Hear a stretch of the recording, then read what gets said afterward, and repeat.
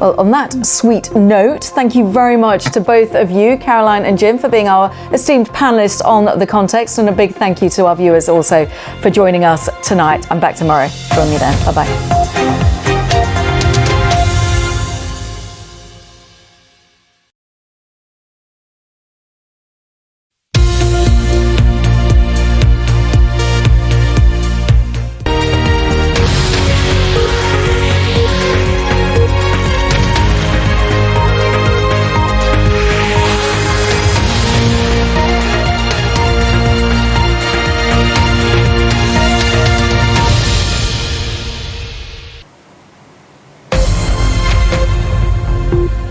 I'm Laura Trevelyan in New York City, and this is BBC World News America. Democrats put abortion rights centre stage in the US midterm elections, trying to keep control of Congress. Our North America editor reports from the US state of Michigan, where guaranteed abortion rights will be on the ballot. The UN Secretary General warns governments to prioritise the climate or face catastrophe ahead of a key summit in Egypt. The murder of a 12-year-old girl in Paris triggers an immigration debate across France. And Portraits in Gold, an artist's journey of self-discovery, painting the women of Africa's diaspora.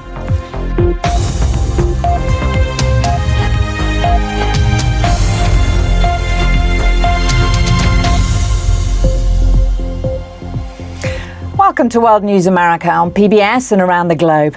We begin tonight with the midterm election campaign here in the United States, as Democrats try and defend their narrow majorities in Congress. With 13 days to go, polling suggests Republicans are poised to make gains, and the party's highlighting inflation and fear of crime, while Democrats have made abortion rights the centrepiece of their campaign. Since the US Supreme Court overturned the national right to an abortion, a woman's ability to end her pregnancy depends on where she lives. Our North America editor, Sarah Smith, reports from Michigan. And Democrats have been trying to make abortion rights central to a key US Senate race in Pennsylvania. Last night was the only televised debate between the two candidates there, but many of the headlines afterwards were about the sometimes shaky performance by the Democrat John Fetterman, who's recovering from a stroke.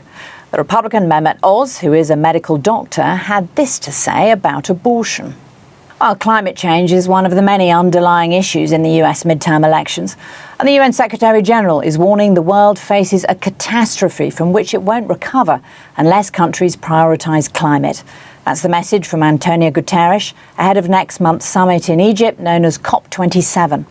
Our climate editor, Justin Roller, has been speaking to Mr. Guterres at UN headquarters here in New York City. Let's go to Ukraine next, where the government is urging people who fled the country to stay where they are until the spring, as the energy system struggles after Russian attacks on Ukraine's power plants. There have been fierce clashes in the southern region of Kherson, one of the first areas to be taken by Moscow in the war. Ukraine's defense minister has warned the counter-offensive against Russian forces in Kherson is getting ever more difficult due to wetter, colder weather and challenging terrain. Hugo Bachega has more from Kyiv. Staying in Europe, and the harrowing attack of a 12-year-old schoolgirl raped and murdered in Paris has been taken up by anti-immigration parties, triggering questions over France's handling of migration. An Algerian woman has been charged with the crimes, allegedly carried out after she ignored an order to leave France last summer. Our Paris correspondent Lucy Williamson reports. In other news now, a jury in Wisconsin has found a man guilty of murdering 6 people by driving into a Christmas parade last year.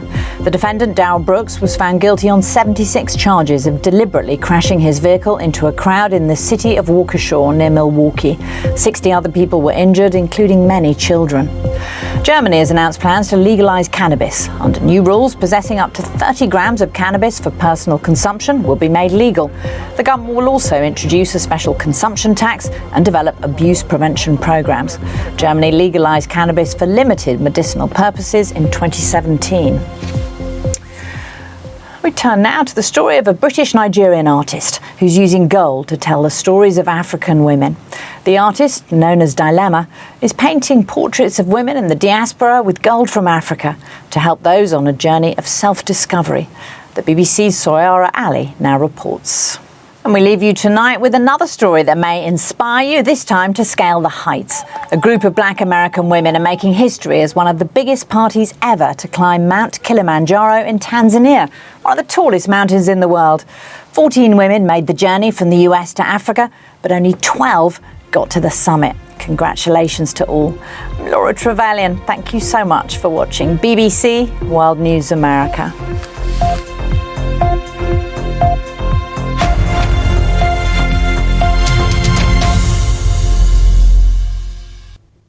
The dry and settled weather across much of mainland Europe is set to continue.